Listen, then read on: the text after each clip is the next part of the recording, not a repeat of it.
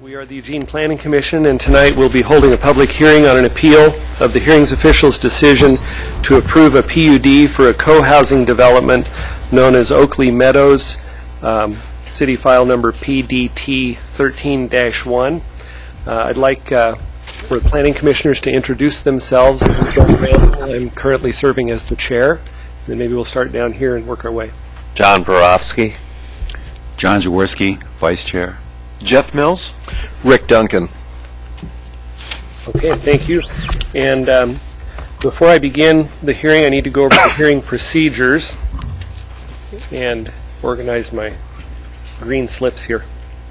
The decision of the Planning Commission on this appeal is a quasi-judicial proceeding, so we will use quasi-judicial format for this public hearing in accordance with applicable code requirements.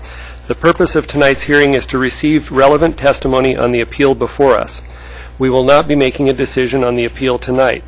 I want to remind everyone that your testimony must be directed toward the appeal issues and the relevant criteria in the record. Also, no new evidence pertaining to appeal issues can be accepted by the Planning Commission. The Planning Commission can only accept argument and analysis related to evidence that is already in the record. Those wishing to speak during this public hearing should have already submitted a completed request to speak form, the green form that I just held up, and if you wish to speak and you've not already done so, please submit that form now to city staff. It will get you in the queue. Once the public hearing is opened, the speakers will be called in the following order: the applicant and those in support of the application, those with a neutral position, and the appellant and those opposed to the application or in support of the appeal. The applicant and the appellant will each have 30 minutes to provide testimony, and all others wishing to testify should limit testimony to 3 minutes.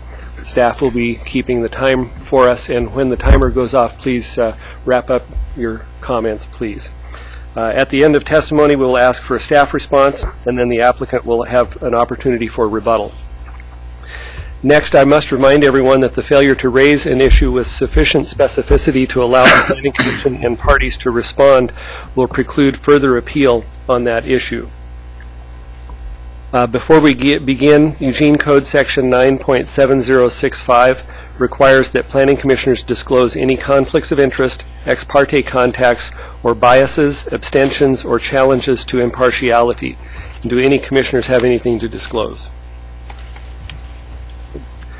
Seeing none, I did want to mention that Commissioner Belcher recused himself from this meeting.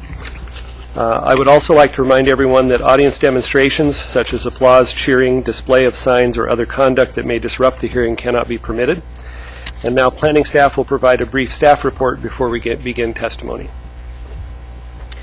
My name is Becky Taylor. I'm the staff planner for the project.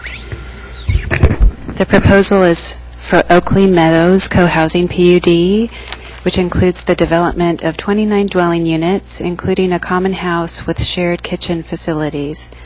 The applicant's co-housing concept qualifies as a multifamily residential use under the city's land use code, which requires PUD approval in the R1 zone. The subject property is a vacant 2.3-acre site located at the end of Oakley Lane, east of River Road, near the Willamette River. The hearings official held the initial public hearing on this request on October 2nd, 2013. Following the hearing and the open record period for additional testimony, he approved the applicant's tentative PUD with 15 conditions of approval on November 12th, 2013. On November 22nd, 2013, an appeal was filed by the River Road Community Organization with the co-appellant Bryn Toms, the owner of adjacent lands to the north. The appeal statement identifies 10 primary assignments of error in the hearings official's decision. Staff has received testimony from John Belcher, a co-chair of the River Road Community Organization, about the specific motion to appeal, and staff has also received 10 letters, which I'm entering into the record tonight. That concludes my presentation. Okay, thank you. I will now open the public hearing, and with the applicant if the applicant could come forward, and when you come to testify, please give your name and your address, please.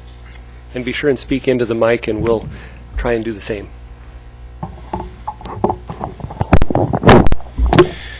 My name is Will Dixon. I live at 115 East Hilliard Lane, River Road area.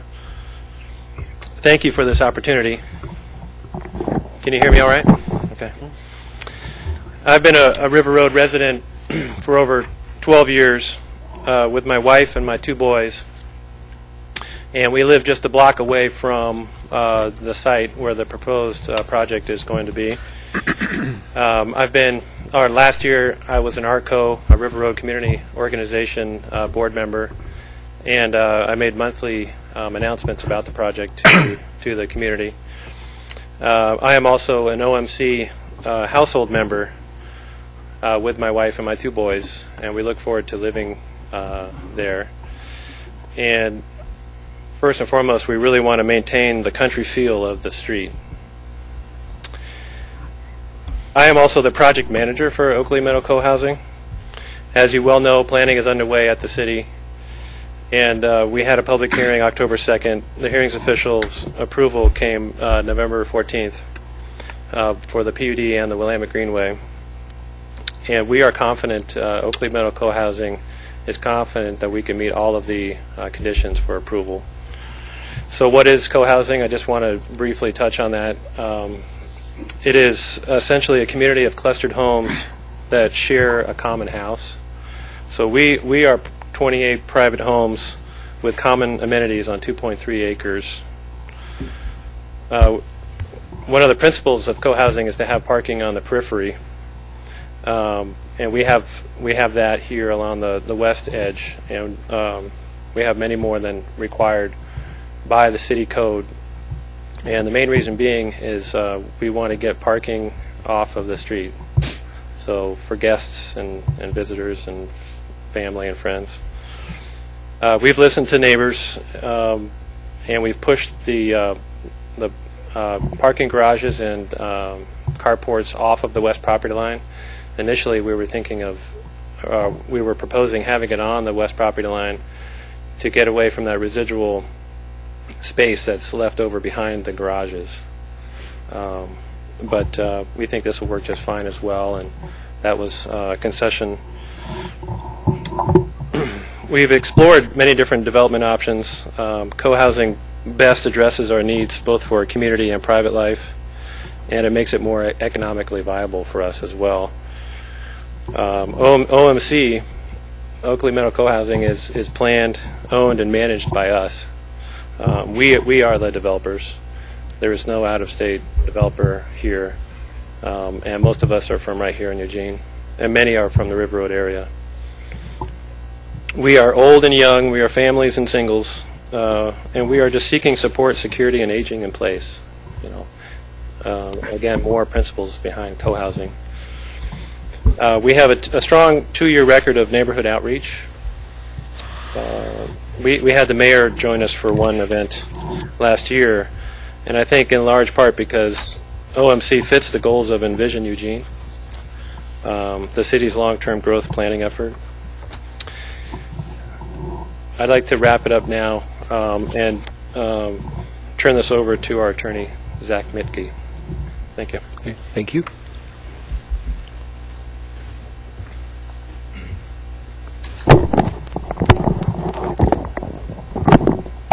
Thank you. Chair Randall, and members of the Planning Commission, thanks for having us this evening, and thanks again, Will. As staff has already pointed out, we received an appeal on November the 22nd. It has 10 component elements to it and a bunch of subcomponents. I've been trying to figure out how to encapsulate this in a way that is going to make sense for you.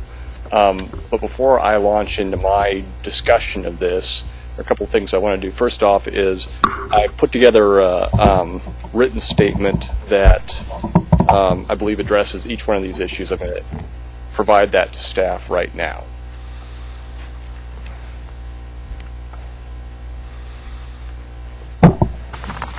Second, before I get going, I'm going to ask the Planning Commission members if there are any questions or anything in particular that you have in mind that you'd like me to talk about before I start hitting the high points. All right. Seeing none, as I said, I'll try and run through these pretty quickly. Some of these are fairly complicated issues, and I ask that if you have any questions anywhere along the lines that you go ahead and flag me down. I'll be happy to spend a little bit more time on something. I'm just going to go through these in the order that Mr. Thoms put them in his appeal statement. But to give you a broad overview, what I see in this appeal statement is some understandable dissatisfaction by the opponents with the decision. They don't like the decision that's come down. They have some disagreements with regard to the evidence that is at issue. But I don't see that converts into any kind of error on the part of the hearings official. The hearings official did an excellent job. He put together a very concise, a very well thought out, very well structured decision, which the Planning Commission would be happy to affirm. Mr. Thoms' appeal statement starts off with a couple of Metro Plan policies. Metro Plan policies F26, which relate to the pedestrian environment, provide for a pedestrian environment that is well integrated with adjacent land uses and is designed to enhance the safety and convenience of walking. That is not a quasi-judicial land use standard. It's very evident from the findings that preceded that it's a planning standard for developing land use regulations. The city has to develop land use regulations on the basis of that Metro Plan policy. It's not criteria that is applicable to this proposal. Likewise, Metro Plan policy F36, which is cited as being an additional basis for challenge, require that new development pay for its capacity impact on the transportation system. Again, that's a financial planning policy. It's very evident looking at the Metro Plan that that's what it's for. It's not a quasi-judicial land use criteria. With that said, however, the substantive arguments that have been made under those criteria, the hearings official did a very good job of addressing. There was a statement that, well, we don't believe that the pedestrian access here is safe or is going to be safe for us with the addition of trips on this Oakley Lane, 164 additional average daily trips. The hearings official said, and quite appropriately, based on the arterial and collector street plan, which is at issue here, that really what you're looking at here is as traffic slows down, even incrementally from this is a fairly modest trip generation, even an incremental decrease in speed actually improves safety for pedestrians, people walking or biking, because cars slow down the more cars there are on any individual local street. And that's actually spelled out in the arterial and collector street plan. It's one of the ways that the city uses to decrease speeds on local streets and decrease cut-through traffic is to have what are called queuing streets, and that is what this allows and what it provides for. Likewise, there was a suggestion that, well, if Oakley Lane is being widened directly in front of this development, shouldn't it be widened along the whole length of the street to improve its functionality for everybody around? Well, that's not really what this is about. The dedication issues are not for present widening of the street. They're for future development of the street. The city staff, public works staff were very clear that the street functions acceptably right now and will continue to function acceptably in the near future. This is just providing that, well, you've got a new development, it's adjoining this street. At some point in the future, the street will probably be brought up to the current urban standards, and so we should obtain our dedication while we still can, and that's what happened here. That doesn't necessarily imply that the street as it exists currently is unsafe. Turning to the second assignment of error, there's a question with regard to street connectivity. But again, the code is very clear here that the city is to grant an exception if a street connectivity study is provided. And Oakley Meadows Co-Housing went out, got themselves a professional transportation engineer, professional traffic engineer. He provided a connectivity study that showed that it was not necessary to try and connect Oakley Lane to another street. It's not even practical to do it. I mean, the alternative alignment would be, I suppose, through the subject property, but there are already developed homes on the other side of the Oakley property. The only other connection I can think of is if one were to build a bridge across the river, which is just not something that's in the cards. There was some discussion about an exception to cul-de-sac standards. That just actually recently came up. That wasn't something that came up before the hearings official, and I don't believe that it's before you tonight. But even if it were, again, the connectivity study very clearly states that it's just not practical to have any kind of street connection to cul-de-sac is what's required here. And so that's what the dedication provides for. I think I've already touched on the issue of traffic capacity or pedestrian safety. Again, there's just no evidence in the record that the fairly modest increase in traffic that we're talking about is going to have any kind of adverse impact on either traffic capacity or pedestrian safety. Quite the contrary. The street is underutilized at this point in time, and so the additional traffic is really only utilizing the capacity that exists and is supposed to be there. Turning to the TIA briefly, there was some dispute, some debate about whether or not a traffic impact analysis should have been provided in support of this application. One was not provided because it wasn't required. Again, there's simply no capacity impacts here. I mean, the trigger for a TIA generally is 100 peak hour trips. This proposal generates somewhere in the neighborhood of about 16 peak hour trips.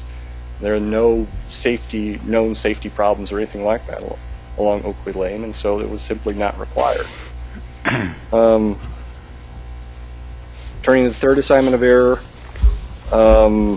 again, there's a concern about whether or not the street will be an impediment to emergency vehicles. Again, I understand the concern, I understand the worry, but there's simply no evidence that it would be an impediment to emergency vehicles. And in fact, the City of Eugene Public Works very clearly came out and said it's not going to be an impediment to emergency vehicles. The street is fine for what it's good for right now. We're just requiring a dedication for future development, future expansion, future increased urban standards. Let's see here. Frankly, I had a little trouble understanding the applicant's fourth assignment of error because it talks about specific findings for public streets and alleys and sidewalks and bicycle paths, and those findings are in the hearings official's decision. I mean, there's a requirement that the Oakley Meadows co-housing folks are going to provide a petition for public improvements to ultimately improve Oakley Lane in front of their property once it's brought up to urban standards. They're happily doing that. It's a condition they're happy to fulfill in this case.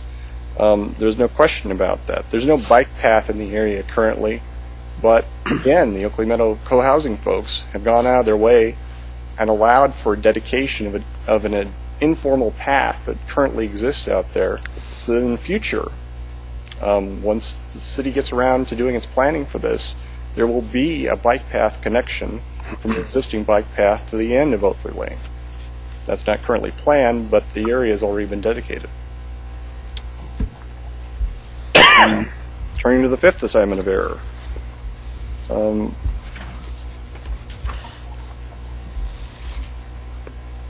Again, this is really just a question about whether or not there are minimal impacts or not minimal impacts associated with the traffic from the facility. And the hearings official came out and very clearly said, I understand your worries, I understand your concerns. It's frightening whenever new development comes in. But the fact that you're worried and the fact that you're concerned about the situation doesn't mean that it's a problem. It doesn't mean that having, 16 more cars drive in front of your house in an hour is going to be, an increased impact on your property. And frankly, there's just no evidence of that happening. There's no evidence that there were increased impacts from noise or anything like that. And so the hearings official did what he responsibly should have done. He found for Oakley Meadows Co-housing, he approved their application. The same thing with the sixth segment of error, which deals with whether or not Oakley Meadows is reasonably compatible and harmonious with the surrounding properties. Again, there's a disagreement about this, but as the hearings official appropriately said, reasonably compatible and harmonious is not about having an identical development with everybody else's development in the neighborhood. It's about whether or not you meet the objective standards and whether or not you've got some adequate screening. And he found, based on very detailed findings, that we met both criteria. Now, and just in addition to that, I'd point out that that's an interpretation. He was relying on an interpretation the Land Use Board of Appeals is already approved of in a prior case, a case called North Green Property LLC versus City of Eugene. And he notes that in his decision. I'm doing what what we've all been told to do by the Land Use Board of Appeals.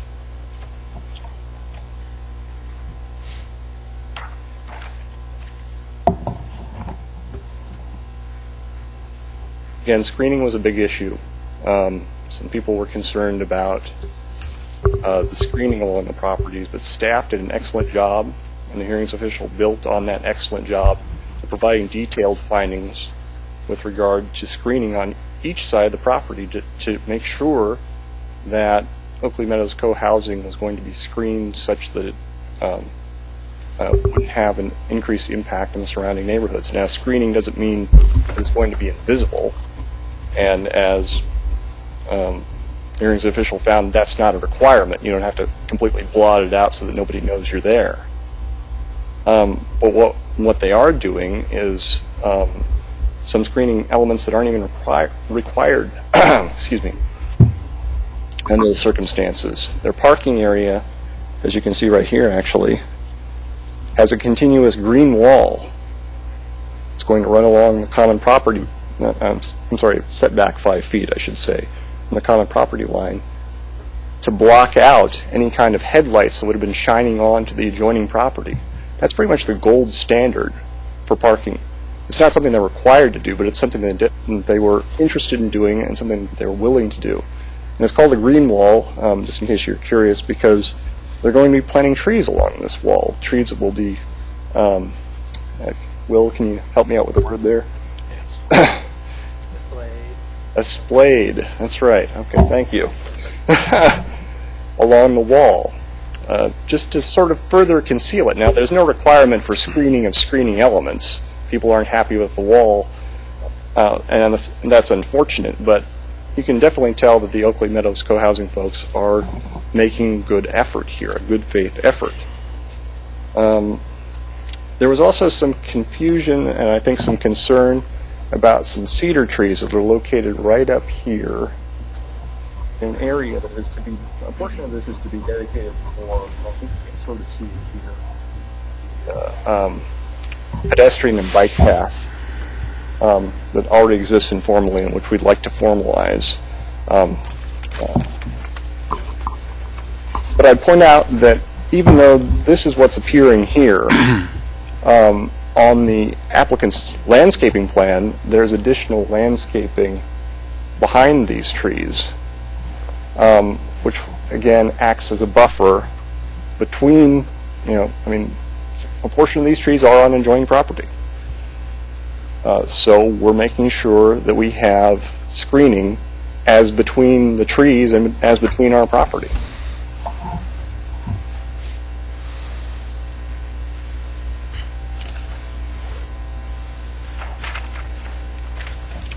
There's also some question about some conditions that the hearings official imposed concerning landscape elements along the eastern boundary here and partially along the southern boundary as well.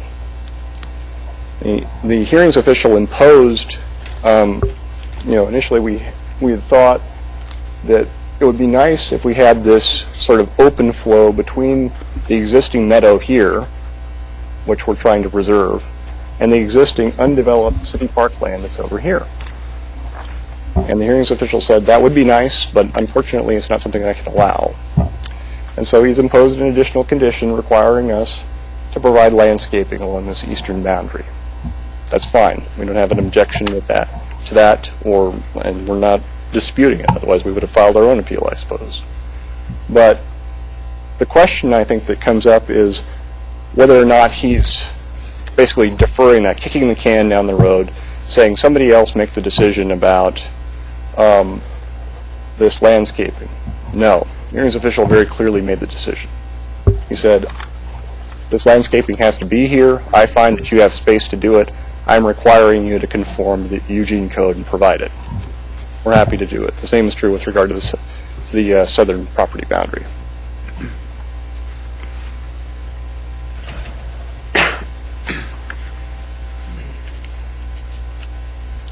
There are a couple of questions that come up under Subassignment 8 concerning net density. We very clearly have an adequate amount of space to meet our density requirements here. The opponents were not happy about that, so they tried to shoehorn in some things that don't really belong there, like easements. There's a requirement that certain things be excluded when you're calculating net density, like roads and streets. We properly did that. They said, well, you should also exclude easement areas. That's not a requirement of the code. And the hearings official properly noted that. There's also some suggestion that the clustering that Oakley Meadow is doing to move housing away from the meadow itself, like some gardens and some things like that, isn't clustering. And I'm not quite sure how that plays out, but you can see that these are pulled back as they're allowed to be under the Plan Unit Development Act in order to provide some additional open space. That's permissible. Assignment 9 deals with solar setbacks. There was an exemption from solar setbacks in the decision. Nobody disputes that that's an appropriate exemption. That, I think, ends that issue. And then item 10 is a series of substantial evidence challenges, or at least it's framed in the sense of a substantial evidence challenge, saying there wasn't evidence to make this decision, there wasn't evidence to make that decision. The fact of the matter is, there was evidence. The hearings official appropriately made the decision on each one of the points that is being disputed here. There's just some dissatisfaction. They'd like the evidence to be weighed a different way.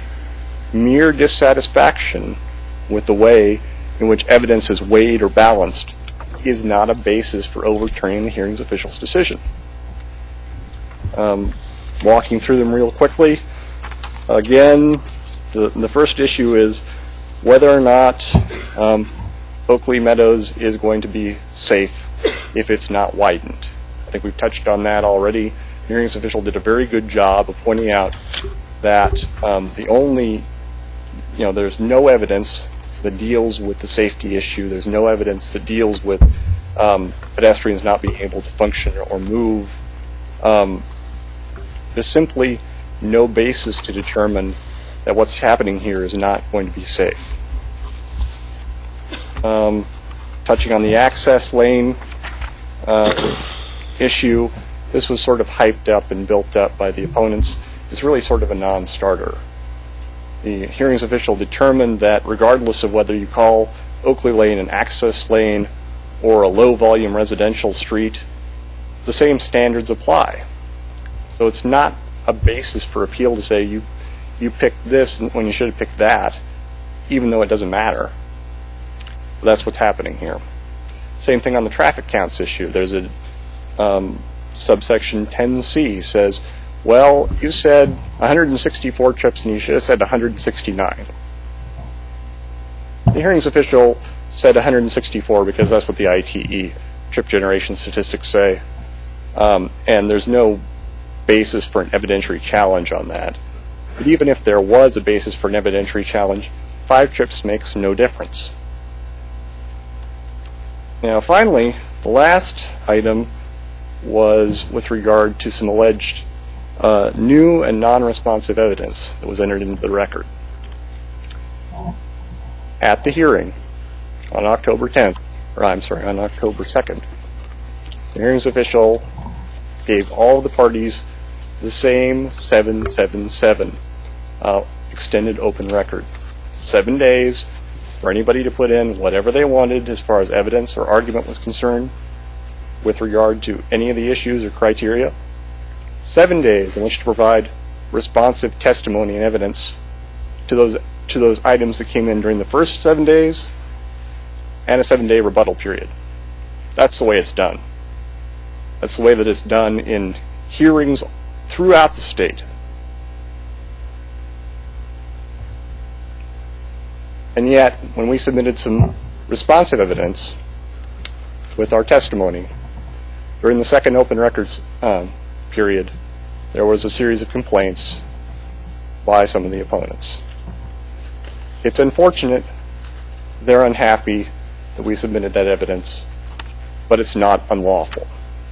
What's more, they have failed to demonstrate that any of the evidence or alleged evidence that they're referring to was non-responsive, and they have failed to demonstrate any kind of prejudice associated with that.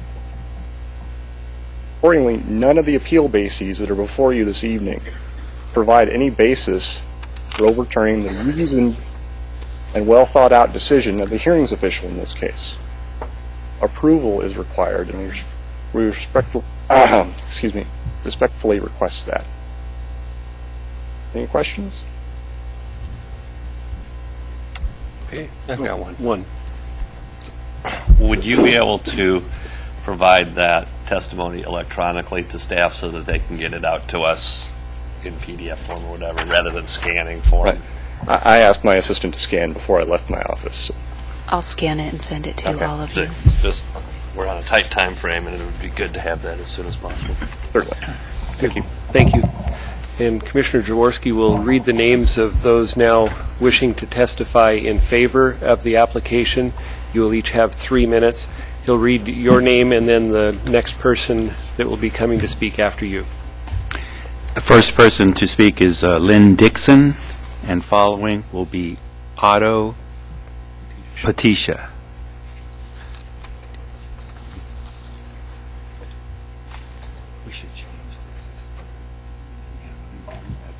Good evening. Thank you for this opportunity to And if you speak. could pull the My- if you could pull the microphone down and please state your Because name. I'm short. You're shorter than Zach. Is that better? Yes, thank you. My name is Lynn Dixon. I live at 115 East Hilliard Lane. My husband and I, with our 2 boys, live 2 blocks from the proposed site. I'm a member of Oakley Meadow Co-housing. I know the benefits of living between the River Road street and access to the public transportation and the bike path. People who live in co-housing, by design, strive to lower their impact on the world.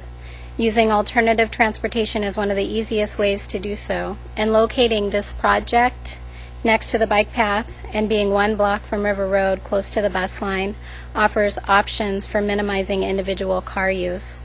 Access to the bike path and public transportation and carpooling are some of the attractive draws for myself and for other members in this project. We have a chance to demonstrate how thoughtful design and infill can be a good thing along those lines. I urge you to agree with the City of Eugene and the hearings official and the broader community at large to approve this project. Thanks. Otto Patisha, followed by Joan Conley. I provided written testimony, and I assume that you will get it, but I'm here to be in strong support of this project. I think the Oakley the Oakley Meadow community has spent an inordinate amount of time developing a real community within that site. I think I can speak with some authority since I've been practicing architecture and urban design and teaching architectural design for over 50 years in Eugene. So I have some credibility. Having watched the progress of this project's development, I can say the planning, programming, and design by those active in the process have learned from this long and tedious internal design process. A process that's required the participants to seek consensus, which I hate, explore and understand a slightly different lifestyle. They have come away with a special understanding and regard for each other, the surrounding neighbors, and the land. This is a sustainable project because all involved have had a part in making it all together. It's theirs and they will protect it. They have made a working and sharing urban sub-community connected and within a part of a larger community. They have focused on how sub-communities are important and what a resource they offer to themselves and to the larger community. I have reviewed all 21 pages of the document that's submitted, and find most of the items noted in the 14 pages noted as errors address the opinions and inadequacies of the public's way, and not the developer's designs nor internal site layout. The reference design and engineering standards referred to in the street and public infrastructure. If the street, sidewalks, turnaround, etc. are under-designed, then that is a neighborhood or public's issue to resolve. There's no infrastructure concerns within the development site. That would actually speak to anyone trying to develop an undeveloped site. It would clearly create some concerns about the public's way and the public's improvements to that site. When you do a subdivision as a developer, you have to dedicate right-of-way and dedicate easement, and that right-of-way and that easement becomes part of the city's property and the city's design and ways to serve that subdivision. The subdivision is integrated within the community in that way. This is the street that comes to this site. You could say that about any undeveloped site. There's got to be a way to get to it. That might mean that the precedent set here would be that the developer would have to redesign that end of town. Does that mean it's over? That's your 3 minutes. Okay. I hope to see you approve this project, and I hope to refute the errors that the hearings official is alleged to have made. Thank you. Thank you. Joan Connolly, followed by Antonio Lewis.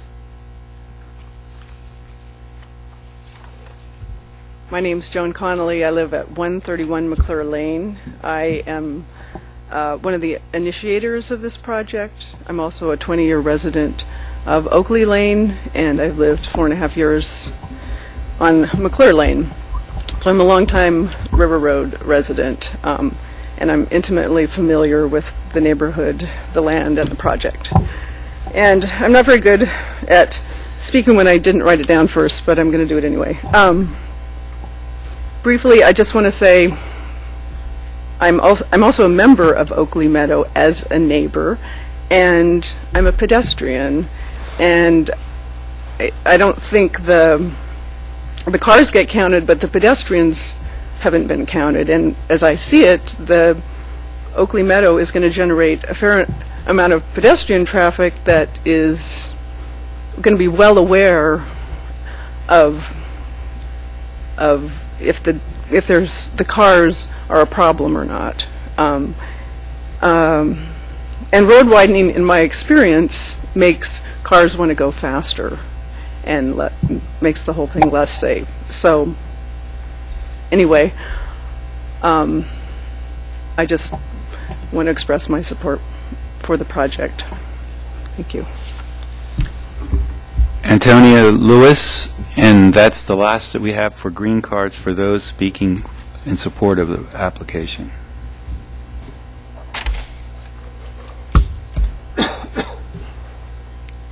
Good evening.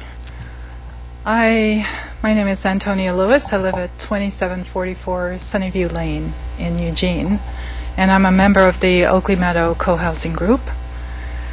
And I was thinking about all the things I like about co-housing in general, and this particular group in particular. And I wanted to point out about the traffic on the street. I think there will be, as many people have said, less traffic than one can expect based on the number of households, new households that will be there.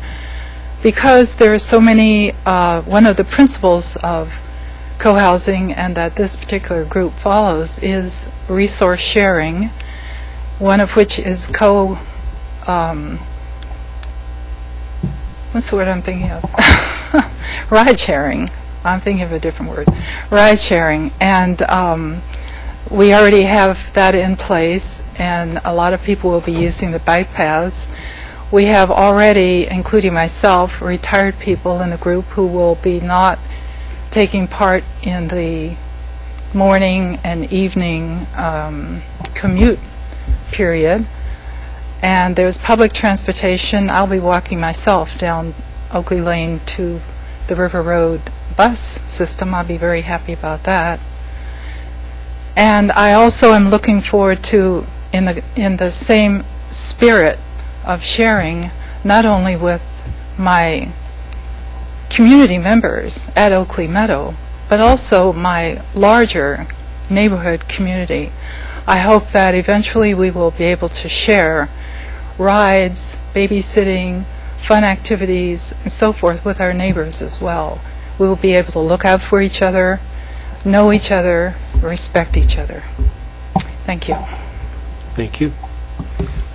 Is there anyone neutral? Are there any neutral speakers? I don't have any. Okay. Right. With that, then, we will move to the appellant, and the appellant will have 30 minutes. And we have, I think, at least two that are sharing that. Sorry, John. No, go ahead. We have Bryn Toms and Paul Conti, and I think you said there might be a third, but okay. Okay. Well, go ahead and come on up.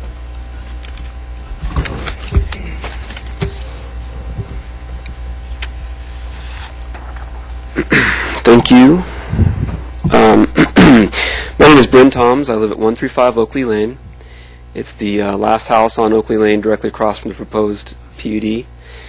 My wife and I, Sandy, have lived there for about 16 years, and we also own Tax Lot 200, which has the cedar trees on it, and also has the street connectivity issue that you've heard about. So I represent about 90% of the people on Oakley Lane that live on Oakley Lane, and I also represent about 70% of the people on McClure Lane.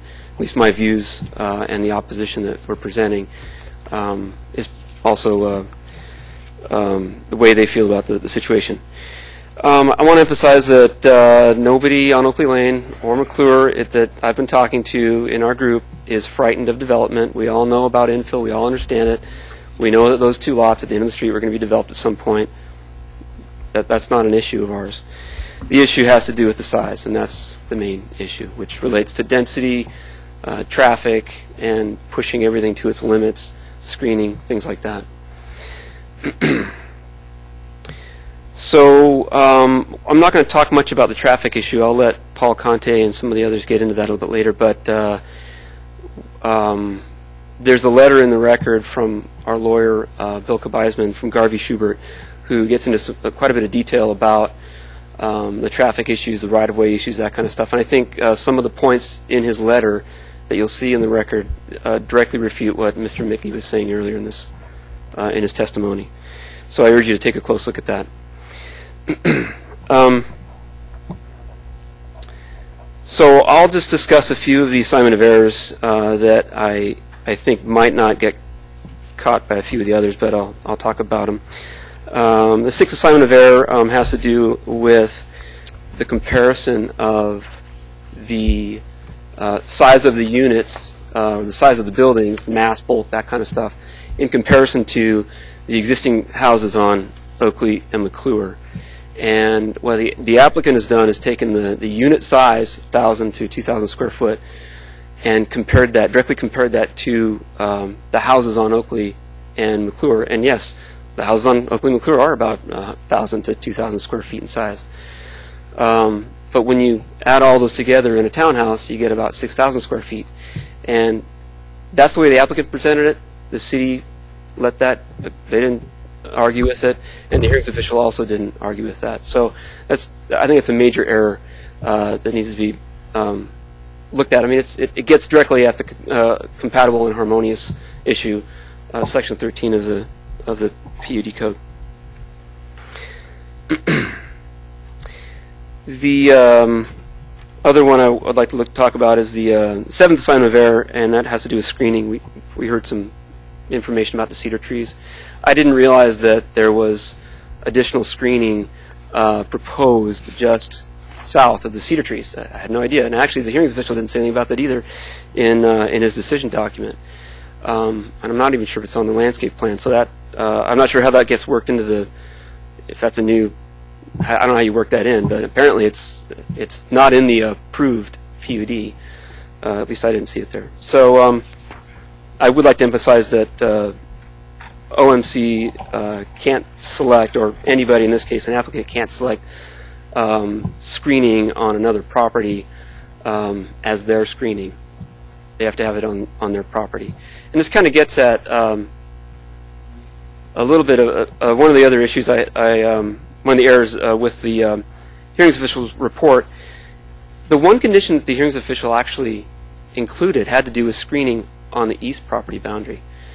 And the applicant early on in their application were utilizing the cottonwood trees that are on the public property on the parkland right next to the river essentially as screening, and they referred to it as screening. And so the hearings official basically kind of conflicted himself by stating that you have to have screening on your property even though the applicant's saying they're screening off the property. Didn't say that for tax lot 200. Should have said that for tax lot 200, but he didn't. He just said, oh, the cedar trees are which are on tax lot 200 work for screening on OMC's property. And I think that's an error. Another one I'll get at is actually I already got at that. That was the hearing the compatibility and harmonious piece.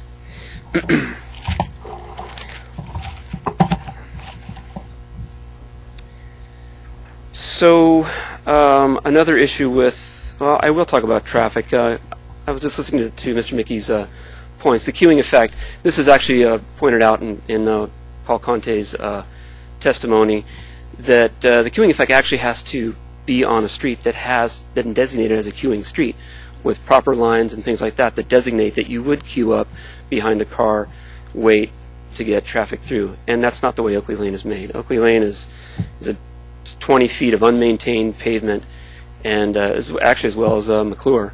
And the right-of-way changes, but it's certainly not 40 feet or 45 feet the whole distance.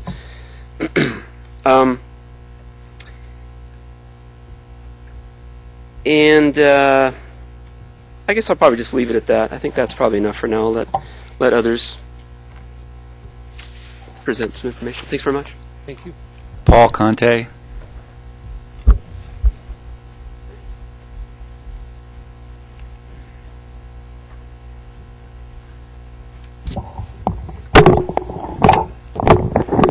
Thanks, Brent.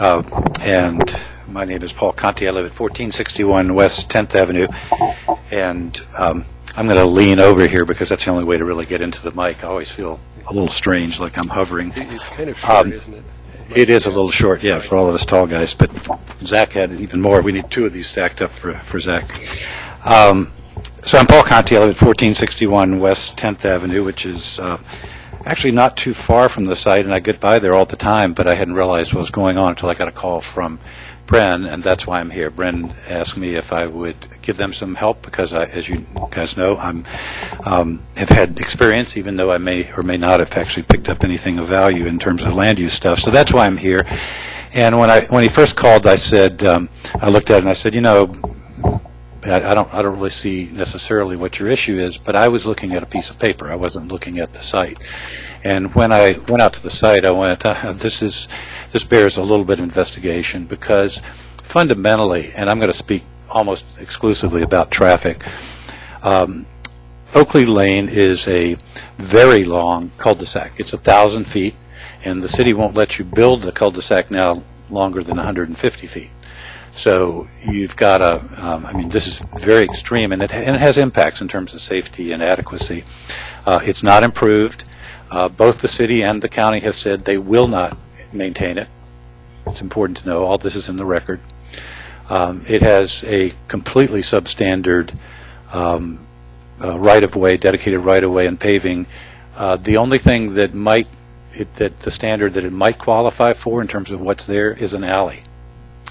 So when I saw that, I said, let's take a little closer look at this.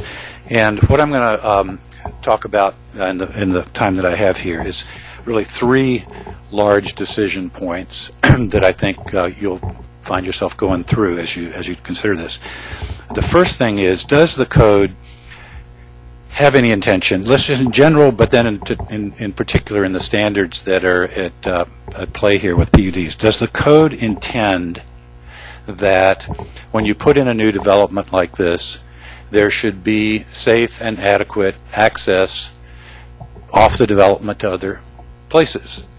And that means, in this case, one and only one thing, Oakley Lane. So does the code intend that you should be constrained to put in a certain scale of development if the public roads around there can't safely accommodate it? And the answer to that is very clearly yes. The Metro Plan policies that Mr. Mitke was a little dismissive of, they may not be approval criteria, but LUBA has said repeatedly that you have to take those into account when you make a decision, because they shape both the context and the intent and so forth. And so when you've got a Metro Plan policy that says the city shall create well-connected, safe, and convenient ways for pedestrians, that is propagated down through the code and into the particular approval criteria. And if you look at the purpose of Eugene Code at 90020, I think it is, and it's in the written material I've submitted, that's very clear. It says the purpose of this code is for the health, safety, and general welfare of the public. So the Metro Plan, our guiding document, says we should have safe and adequate transportation systems. Our code says the same thing. And as you come down into the particulars, you see that that's also what they say. I'm not going to walk through that code. It's in both Mr. Kabaiseman's letter and in the testimony that I've submitted. But the answer to the first question, and this is fundamental, because if the answer to the first question is the code really doesn't care and there are no criteria that require that putting in this amount of, generating this amount of additional traffic at the end of a long, unmaintained, dead-end road, if the code doesn't really care about that, then a lot of what's in the objections as far as traffic go away, admittedly. But you really are not going to find that that's the case, and it's well discussed in the submission. So the second piece then is, if we assume that the code, which it does, is going to, and it's what's going to say, and Mr. Patisha was incorrect. The code does not let you just put a development anywhere, no matter what the conditions are. You can't put it on slopes that are too steep or that have geologic problems or whatever, and you can't put a development at the end of a road that will not be safe. So that argument just doesn't hold water. It's not in any of the code that you're able to do that. That's why the code has these traffic standards. The other thing is that the city has to be, you have to give deference to the elected officials in terms of what they decided. You may not agree with it. You may think that, I grew up on a country lane, and heaven forbid they would have improved that for safety purposes. But the city has said, no, when you're in the urban district, when you're in the urban setting, there are standards, and these are the standards for safety, and those are laid out in the code, as well as in some guidebooks. And the code, Mr. Mitke and the hearings official were wrong about the fact that the access lane and the low volume residential street standards are the same. I mean, just read it. It's in the code. Access lane, the right-of-way is 40 feet, minimum right-of-way is 40 feet, low volume residential streets 45 feet. In any case, Oakley Lane doesn't meet either one of those, so it is in some sense not the pivotal issue here. But, I mean, you need to at least get the facts straight when you're talking about something of this sort. So the question here, really the next question is, would Oakley Lane be safe and adequate after this PUD was put in? Now, I was trying to figure out if there was some clever way I could work in this refrain that I heard Mr. Mitke saying about no evidence, no evidence, no evidence, no evidence. It started to get there. If they could have caught a little catchy tune, we could have made a song out of it. But I want to tell you where the evidence is.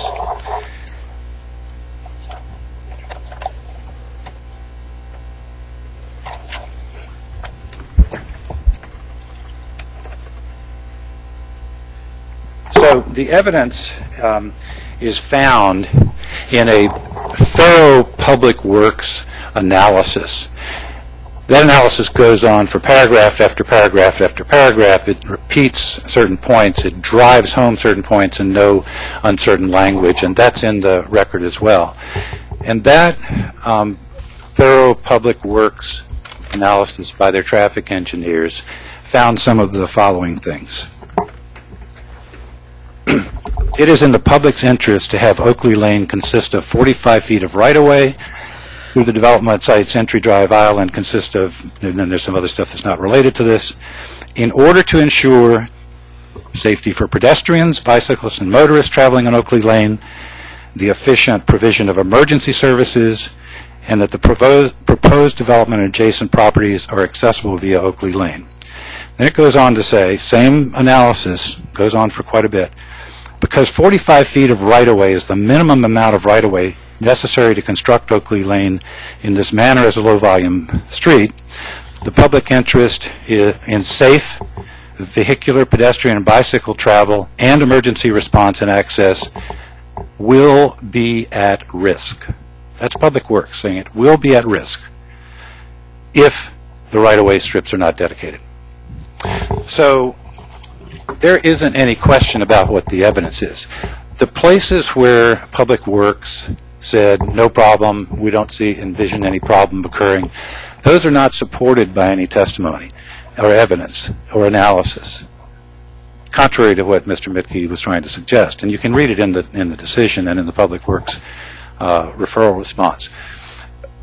I can't explain why Public Works turned that in with their report, but as Mr. Gebeisman says, the courts have held very clearly that you cannot have conflicting, contradictory findings when you make a decision. So you are going to have to decide whether this long, thorough, detailed part of the Public Works referral report, which says that the safety of people and emergency response will be at risk if the right-of-way isn't brought up to standard and there aren't improvements, you're going to have to decide whether that's the basic evidence to rely on, or whether these cursory, summary, conclusory types of statements that no problem are what you rely on. And, excuse me, when you get into some of those, you'll find that there are statements like, in a small road like this, it can be expected that vehicles and pedestrians will share the road. And that's used as a finding in order to say that there's not going to be any problems. Well, of course they're going to share the road. That's the problem. That when we start dumping these additional pedestrians that the lady talked about from the development, and when we start adding additional cars, there are going to be more potential for conflict. Now, there's another, in terms of the queuing street, and Brent talked about this, be sure to read the whole section that Mr. Mitke has in his testimony that he submitted earlier, because if you read that, you realize that the queuing effect in terms of providing any aspect of safety arises only when there is a well-defined single lane and there is a well-defined parking lane in which cars can pull off to the side, and it says nothing about pedestrians walking in the street. It assumes an improved street in which pedestrians are safely removed from this traffic that's moving back and forth through each other. So that's a complete bogus justification. So when we get to the no evidence refrain, the no evidence refrain is that there is no evidence supporting the hearings official's conclusions with respect to there not being any risks. Now, what he did in order to attempt to get past that inherent contradiction in the Public Works referral response is he compartmentalized the testimony. There was no dispute in the record or in the decision about what Public Works submitted in terms of all these things I just listed. And that's only part of them. When you get the written testimony, you'll see it just goes on and on and on in no uncertain terms. And it's repeated elsewhere in their report as well in terms of pedestrian safety. So what you find is that there is no dispute. The applicant didn't dispute, Mr. Mitke didn't dispute, the hearings official didn't question the validity of those findings by Public Works. Instead, what happened was when this issue of the contradiction was raised in front of him, he did address it, and he addressed it this way. He said all of those findings are narrowly focused, and staff only use those to justify the exaction of this right-of-way and irrevocable petition for improvements in the future right adjacent to the development site. So those don't apply anywhere else. Nice try. I mean, what Public Works, that may have been how those findings were used by planning staff and the hearings official, but that doesn't mean that they don't apply. It makes no sense at all. If you don't think that there is any validity to the safety issues that are in that Public Works referral response as it applies to these other approval criteria, then you must take off those three conditions, 3, 4, and 7, that were imposed, because those conditions for that little 50-foot stretch of right-of-way down at the end of the lane and that small improvements at the cul-de-sac, those improvements were justified by this risk that the Public Works said applied. And it's obvious that if there is a risk if you didn't widen that right-of-way and have some improvements on it, then there is a risk if the rest of the 1,000-foot-long unimproved road out to River Road is not also improved. So you can't have it both ways. You know, either there's just no problem and we shouldn't be able to exact anything from them, or there is a problem and the problem is that we need to improve that road, or it's not safe for the size of the development. Now, the final point I want to get to, and so I think I've got about 10 minutes. The final thing I want to get to is a conundrum that the city, and I think some of you have been on the commission for a while, will recognize this. The conundrum that, and as Mr. Padisha pointed out, it's not fair to tell the developer that they've got to improve a community street. And that's not just an opinion, that's a Supreme Court law ruling. And that's what's known as the Nolan-Dolan requirements for constitutional findings. And that's what the Public Works referral report did when it went into those. And those have to be very, very good or else they can be challenged. So that's where the real thoroughness comes out in the Public Works report. And you have to have findings that show two things. One is that what you're exacting, for instance, right away in a petition to help pay for improvements, what you're exacting is actually has some reason to do that. And that's what Public Works said. Public Works said if we don't get this right away and improvements, it's going to be an unsafe road for the amount of load that's being put up. And they didn't say because of it's already unsafe. They said it's because of, because with the added increased traffic that's going to be there. Now, the second part of Nolan-Dolan is that you can only exact proportionally. So you can't make the developer get right away and improve the whole road.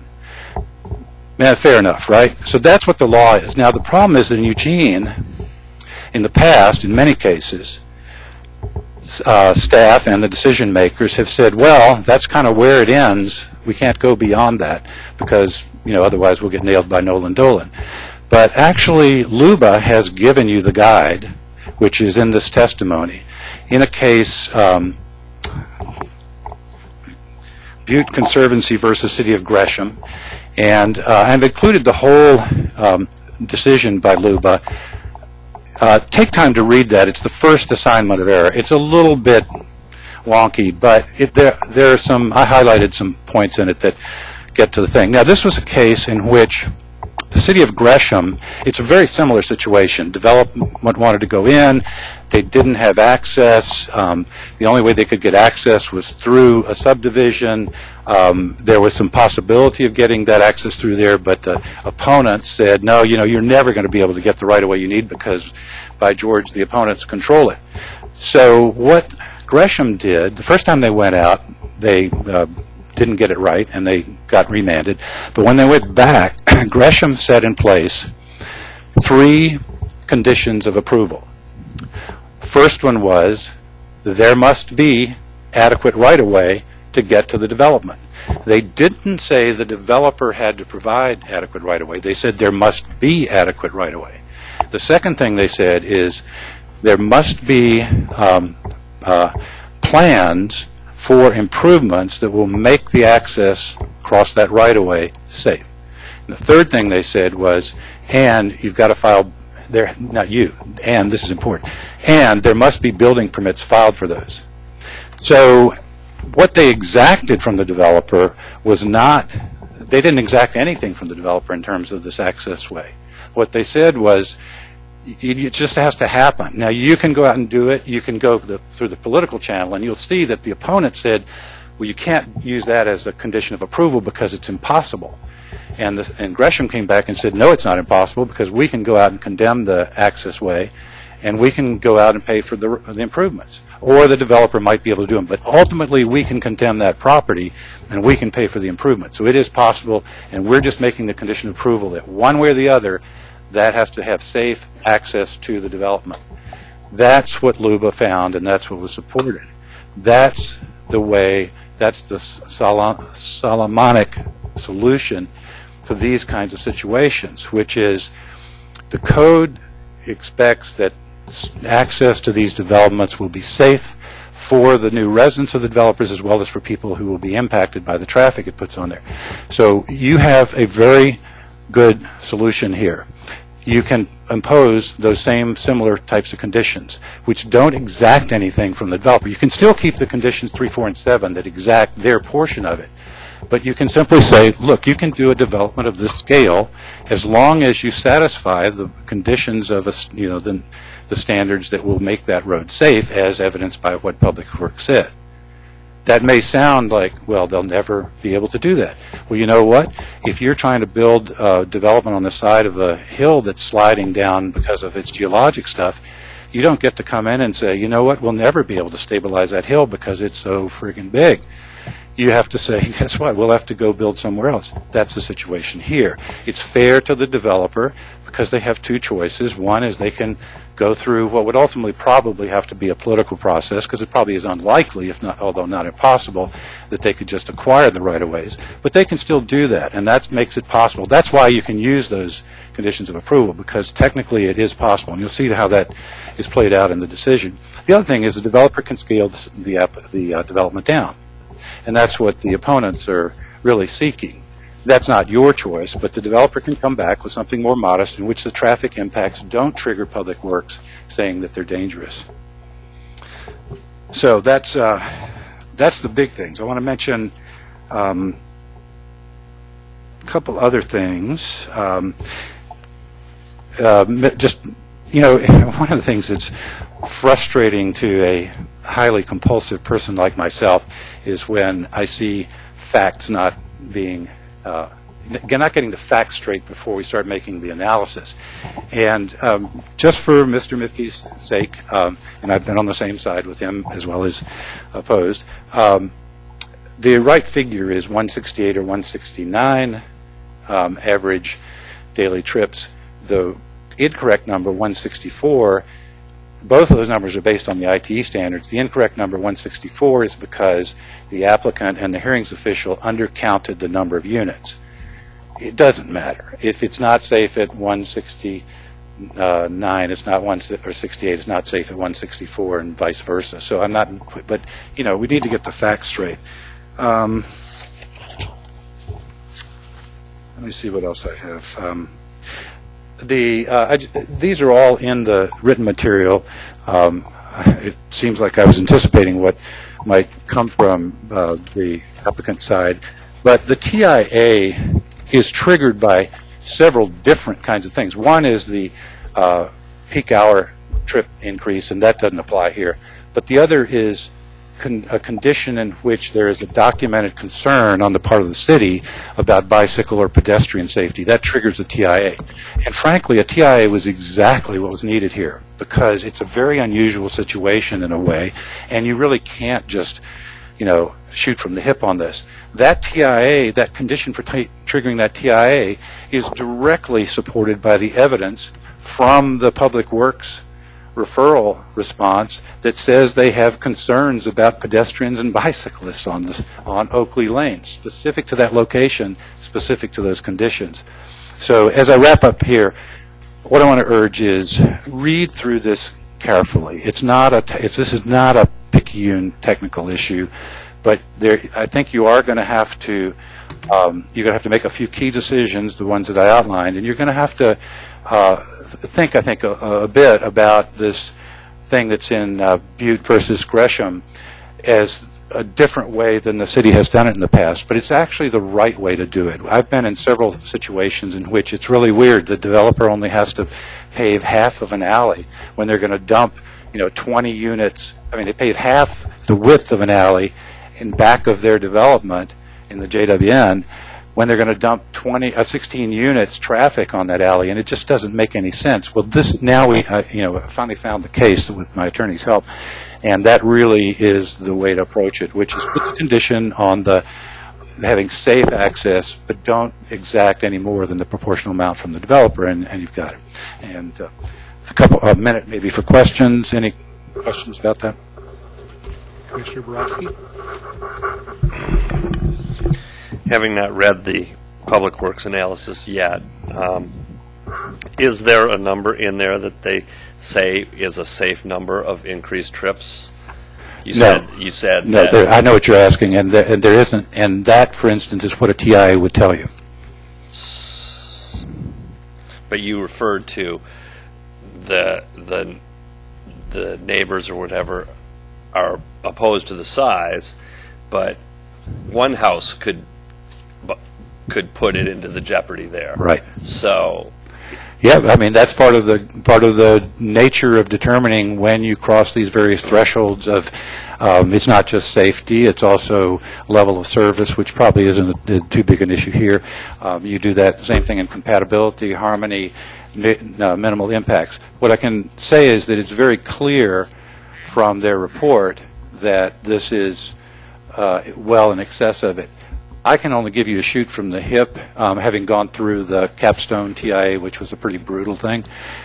Probably they probably would sail through in somewhere in the 8 or 10 units. But really, and this is one of the other things the Planning Commission could consider is, use the code the way it was intended to use. We got a situation here where we got safety concerns. Get a TIA. So. Okay. Well, and I want to be careful that we don't get into new testimony, and we keep things on the record, and new information. That's in there, but those. Okay, you're right about mine was totally speculation, so it's not even evidence. It's really just wild ass guessing. Just want to caution. And I think Luba lets you put wild ass guessing in testimony. So.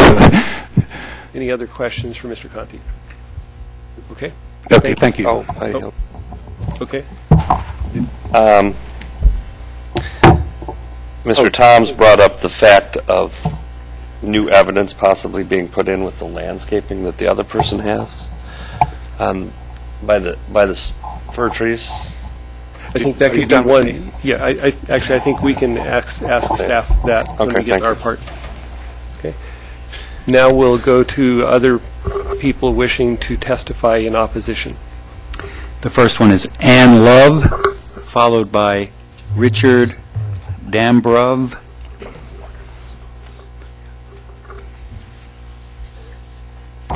Good evening. I sat behind my name is Ann Love. I reside at 133 Oakley Lane. Family, my husband and 2 children. I was sitting behind Will Dixon viewing that he took pictures and possibly video. I'm requesting at this point that no pictures or videos are taken of me.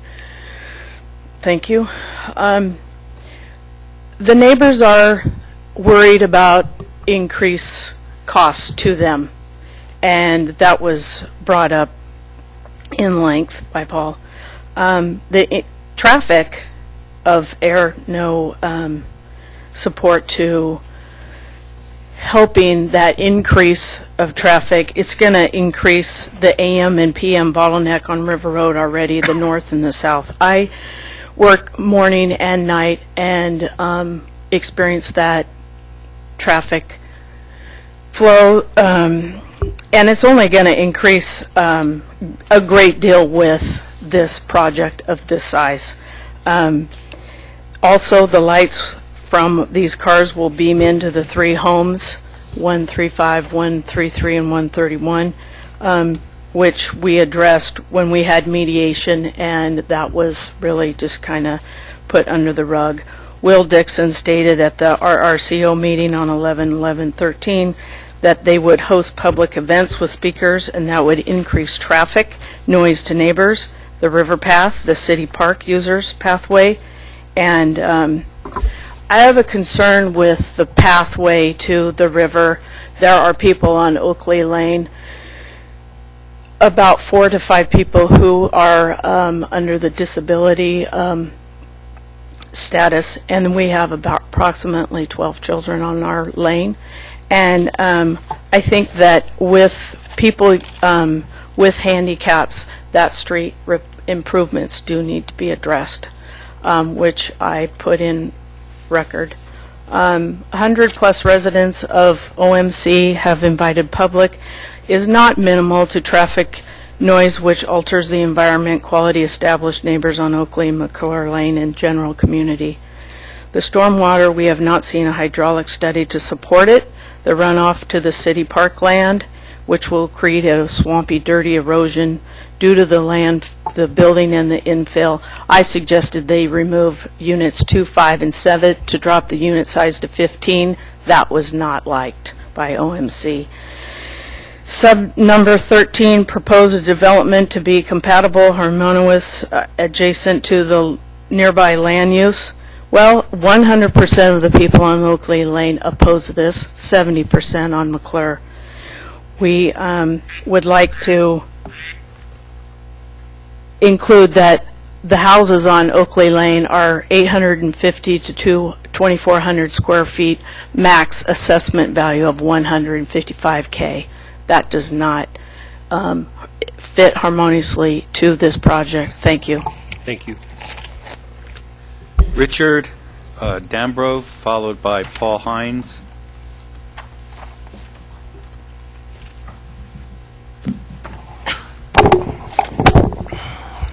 Hello, my name is Rich Dambrov, and I'm a resident of 119 Oakley Lane. I am addressing the impacts related to safe and adequate transportation that will result from the proposal on the local neighborhood as discussed by Paul Conte as well. I believe the required traffic impact analysis of Oakley Lane limited specifically to impacts on neighborhood residential units would reveal a staggering impact. For example, I live halfway down Oakley Lane. There are 10 residential units between my house and the end of the street where the proposal is located. If the development is approved and constructed as proposed, I will see traffic from an additional 28 plus units. Basing traffic volume on number of total housing units, this would be an almost 300% increase in traffic volume in front of my house alone, as well as over 100% increase to the Oakley Lane residents as a whole. In his decision, the hearings official failed to require traffic analysis required as described earlier, despite risks to safety, thus assuming that these increases do not cause significant impact. If this is accepted, if this proposal is accepted, Oakley Lane would become a traffic throughway for the many residents of and countless visitors to the development. Oakley Lane residents should not have to pay for improvements to the road for safety when after construction traffic safety impacts and incidents make it clear that this proposal did not fully account for safe and adequate transportation. Eugene Code requires the applicant to provide a safe and adequate transportation system specifically to, quote, adjacent and nearby areas. In his decision, the hearings official required a 45-foot right-of-way on site of the applicant. However, no right-of-way was required for the rest of the street adjacent to and nearby the site. If this right-of-way is required on site, then it should also be required off-site to mitigate the same risks to my family as well as my neighbors on Oakley Lane that will be similarly impacted. Therefore, to fully meet the intended criteria of this code, safe and adequate transportation should be provided by the applicant from the development site and to River Road, the entire stretch of Oakley Lane. 100% of existing local residents voiced opposition to this development proposal. So I was very disappointed to hear that the city approved of it. Those of us who are to be directly impacted by this proposed development have very real concerns, and none more significant than safety. The hearings official decision and staff report leave many essential questions unanswered in regards to this issue. By failing to fully investigate the traffic impacts or ensuring the safety to all by requiring the right-of-way to include all of Oakley Lane, assumptions are being made in regards to traffic safety. The consequences would prove to be detrimental to all involved. I urge the Planning Commission to take a hard look at this issue and reject this development as proposed. Thank you. Thank you. Thank you. Paul Hines.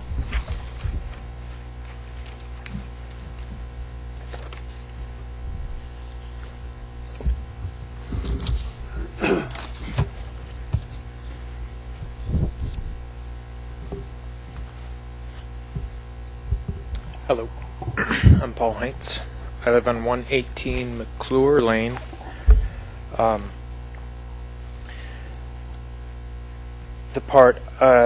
task I have here is the fifth assignment of error, which discusses the minimal off-site impacts.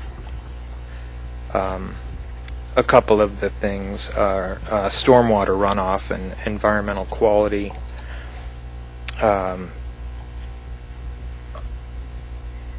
It just seems that things have not been evaluated enough.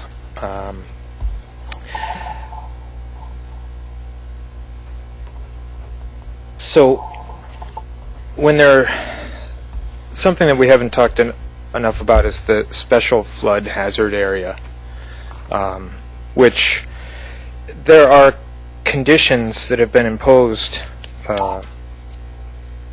in the staff report before approval, that the final site plan shall delineate the special flood hazard area and identify base flood elevations. So we know that there's a concern. They've talked about bringing in 300 gravel trucks to build it up to grade. That kind of impact right there, we haven't even evaluated or discussed what 300 trucks of gravel will do. We need to consider also that the report states that there wouldn't be a significant impact of stormwater runoff and that the applicants will restore the pre-development conditions of stormwater runoff, which I think upon further evaluation it would be impossible, considering that it's a meadow now with potential arable soil, but you're covering that with over 50% of impermeable surfaces. I know that they have a plan for garden drainage. Everything is now, the plan is to restore the drainage to the eastern boundary line, which goes to the Willamette River border, and there is a 10-foot wastewater easement. So there's a condition, number 11, the condition for stormwater is that it can't drain into that wastewater easement. So that means it's pushing it back. That was already 3 minutes? Wow.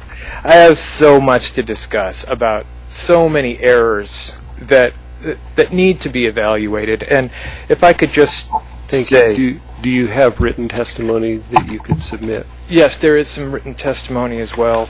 And I guess the last thing I would just encourage the panel to consider that when safety policies are exempt or ignored, the consequences can be severe. And in the event of an accident that otherwise could have been avoided, we'd never want to incur that kind of responsibility. This really needs further evaluation. We're not against co-housing. We just feel that this needs further review. It's a very big project before it gets passed. So thank you very much. Thank you. I don't have any more. Okay. There's no other green slips for those testifying in opposition. At this point, I would ask staff for a response or follow-up. There was a question about the landscape plans. That's in the record, and I can be sure that you have it before the... We can't. Oh, am I on? It's on. I think it's on. It's just... About the landscape plan, it is in the record, and I'll make sure that you have access to that at deliberations. Okay, thank you. And then, and now applicant will have the opportunity for rebuttal.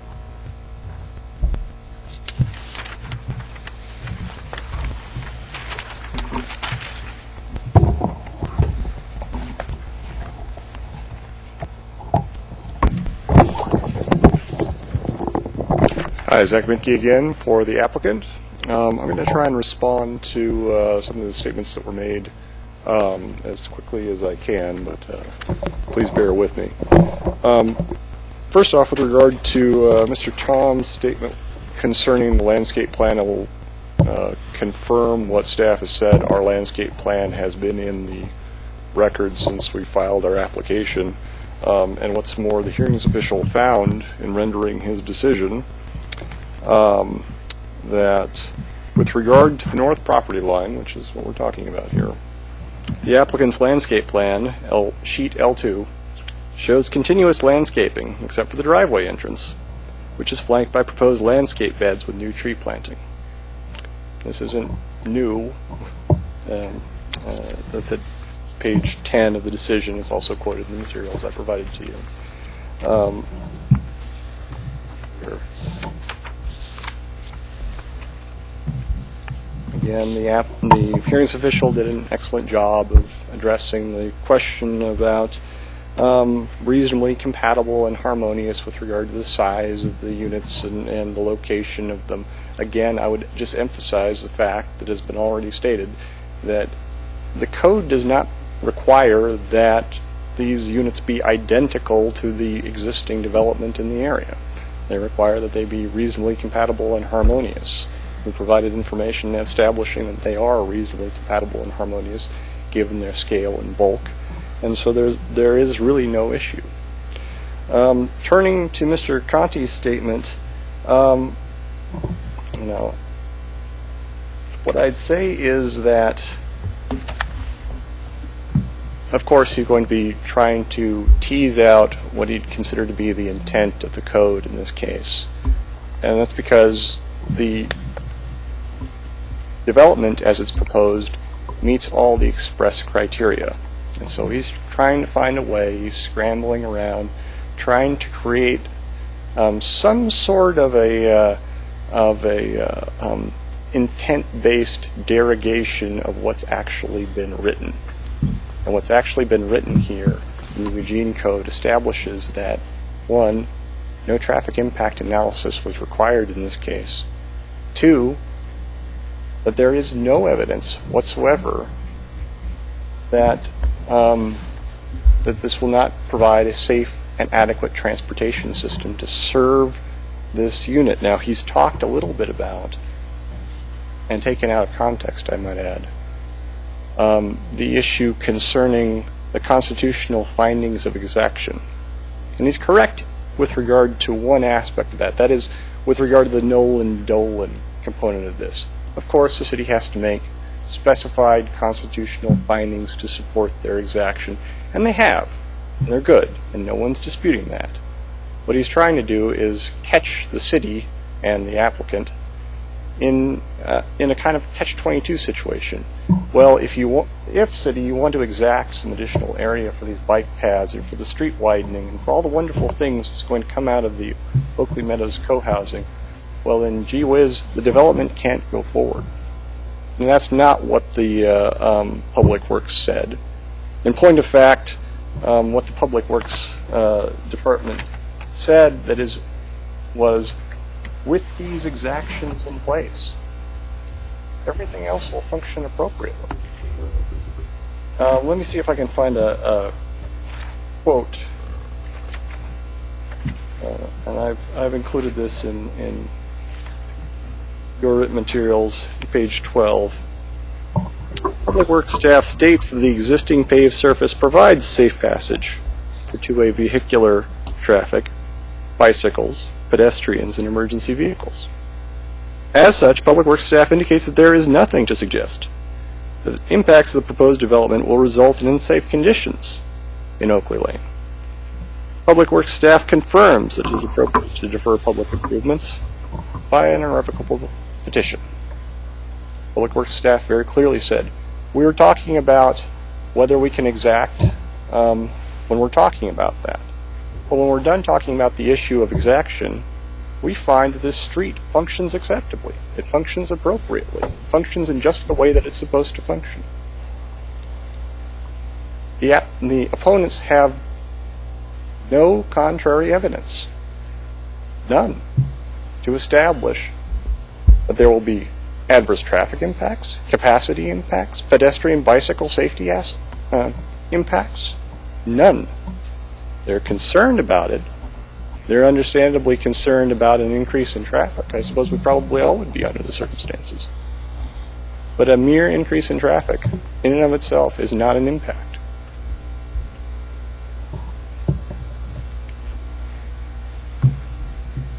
And again, when he's talking about safe and adequate transportation systems, when he's talking about this conundrum that he is attempting to engineer, he's basing this on literally no evidence. All right. Talking about getting our facts straight, let's talk about getting our facts straight with regard to the TIA. The TIA has 3 triggers. If you're going to have a traffic impact analysis, you have to trip one of those triggers. That simply did not happen here. Now, I'm sure that they would like to have a TIA performed, but that's not the standard. You can't just say, I want it, so please make it so.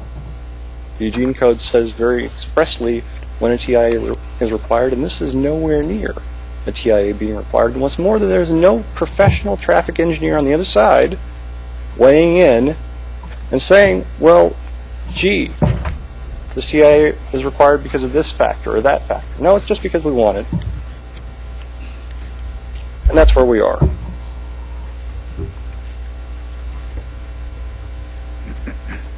Conti already acknowledged that his description or discussion about what's an acceptable level of development of the property is based on rank speculation, because it can't be based on anything else. There's absolutely no evidence in the record that establishes that Oakley Lane is unsafe. And talking about the issue of dedication, one point that's interesting, and I don't think it's been addressed by Mr. Conti at this point, or anyone else in the opposition, is the question about how could the City of Eugene have been talking about dedication requirements for a street that is not in the City of Eugene's jurisdiction. The portion of Oakley Lane directly in front of Oakley Meadows co-housing is a City of Eugene street. Through the vagaries of the River Road, Santa Clara area, and the way that that's parceled up and chunked up, Most of the street between River Road and the site is actually Lane County's, within Lane County's jurisdiction. Clearly, Public Works is talking about the street that they have some control over, that they have some responsibility for. And the hearings official made findings in accordance with that. They said, we're talking about exactions. Hearings official said, they're talking about exactions when they're talking about exactions. When they're not talking about it, they say that the street is adequate. And that's the evidence in the record.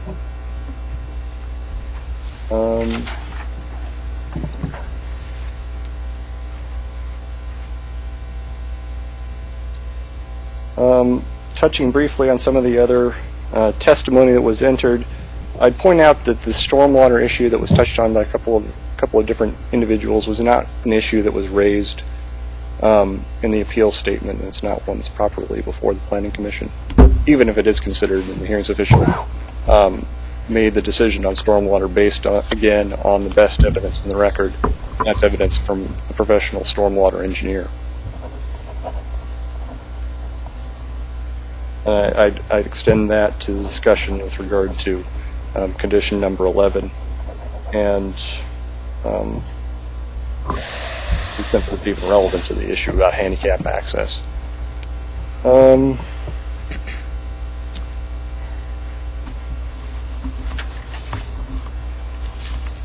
can I do for a rebuttal this evening?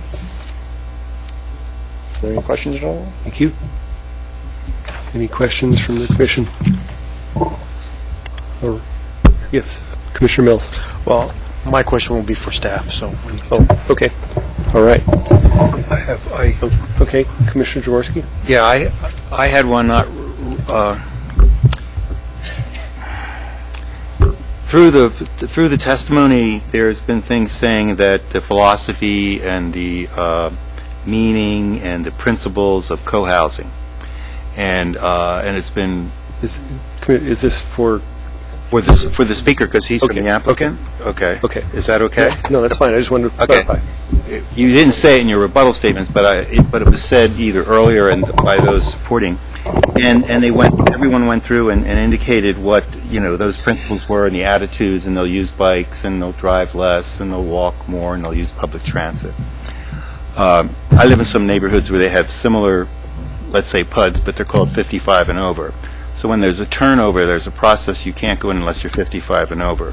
So my question is there a process in this management system for co-housing so that in the future, when there's a turnover, people are coming in with that same attitude and usage? And I'm going to defer that to... is that part of their management scheme? And would that be considered new evidence, or is that in the record? I guess I'm concerned. I mean, it's probably on that. Maybe before I will say I'm not sure how that relates to any of the specific appeal issues or code criteria. Okay. Yeah, it does as far as usage and transportation and impacts and how that road's going to be used. To me, I feel it does. Okay. I mean, if this was student housing, you'd say there's only 29 units, but it'd be different. So that clarification is very helpful. Okay, yeah, thank you. Okay. Well, we do answer some of that there in the description. We plan on, as a community, having an HOA when we're up and running, and so I'm sure we'll have a committee, to address these types of issues. But first and foremost, they're single-family homes, so because of that, you could buy and sell just like you would any other house on the street. Okay, that's all I wanted to know. You don't have a system then. Okay. Thank you. Okay, I will now close the public hearing. And in this case, based on the 120-day time limit ending on December 20th, the Planning Commission will also close the record. Our deliberations are set for December 9th and December 16th if needed. And now I'd like to ask if any commissioners have questions of staff, need additional information or clarifications that staff could respond to and bring to us at our deliberations. I'll start with Commissioner Jaworski. Yeah, I have one. I'm still looking at PH 41, which is the Fire Marshal's report on safety issues. When I looked at the various drawings, the only road I see going in there is the long road down that fronts where the parking is, etc. And when I looked at the scaling of that, I had a question. I might find it in a report, or you can single out to me where it is. The southeast corner of Building 7 is more than 200 feet from that road. The northeast corner of Building 4 is more than 200 feet. And if you came from the north side, depending if you went through the trees, it's greater than 150 or 60. And if you came the other way and couldn't go there, and around the Building 2 to get there, it's 200 plus. Now, I know we have some issues with the length of fire hose and all that. I just want to make sure it's in that report, or if you could point me to it, is there other information that says they can access these buildings, or how they were going to handle that issue? Thank you. Okay. Okay, Commissioner Mills. Yeah, a question for staff. I guess I want to make sure I understand. I'll ask the question, does Lane County have a dog in this hunt? Because of what I'm hearing is a jurisdiction they may have over a portion of Oakley Lane, and this project may or may not, but may have an impact on a road that they're responsible for. Do they have a right? Should they be involved? So, I'd like to hear your opinion on that. Okay. And I have a couple of questions too. One is the site plan that was in our packet from the neighborhood meeting didn't actually, the print that I had didn't actually show buildings on it. It had some notes, and I didn't know if that was just a PDF glitch or if that was actually the way the site plan was submitted. I know in the notes from the neighborhood meeting it did mention 28 units were discussed, and I know we're at 29, but I was most concerned about that original site plan and how that related to the final site plan. And then my second question is, it was mentioned that the garages have been moved, and I didn't know if that was something that was moved prior to all of this, or what, moved from where to where? I'll jump in and try to answer that right now. I think it's as simple as the applicant expressing their choice in terms of one of the conditions of approval that was established. Okay. The hearings official established a set of alternatives for granting the modification along the west property line. To have that structure on the property line, they would have had to obtain an easement from the adjoining owner. And so I think what we were hearing tonight was their choice to move it back for whatever reason. Okay. Yeah. Thank you. Commissioner Borowski. Just for my help, since the record is so large, Mr. Toms referred to a letter from their attorney. If you could just point me to where that is so that I don't have to spend an hour digging through the record looking for that. Also, probably the Public Works report, if you could just annotate or show me where that's going to be at, just so, again, to save time in the search as we are on a abbreviated schedule. That would be helpful. Okay. Here. No other questions there. I have just one more, and that is maybe in tagging on to the Public Works comments, if there's in the Public Works record or memo any indication what our normal methodology is for requiring either special setbacks or future right-of-ways and that for development. Any other questions from the Commission? Okay, again, I'd like to just mention that the Planning Commission will reconvene to deliberate on this issue Monday, December 9th at 11:30 a.m. in the Sloat Room in the Atrium Building. And unless there's something else from staff, we will adjourn. Thank you all for coming out on a cold evening.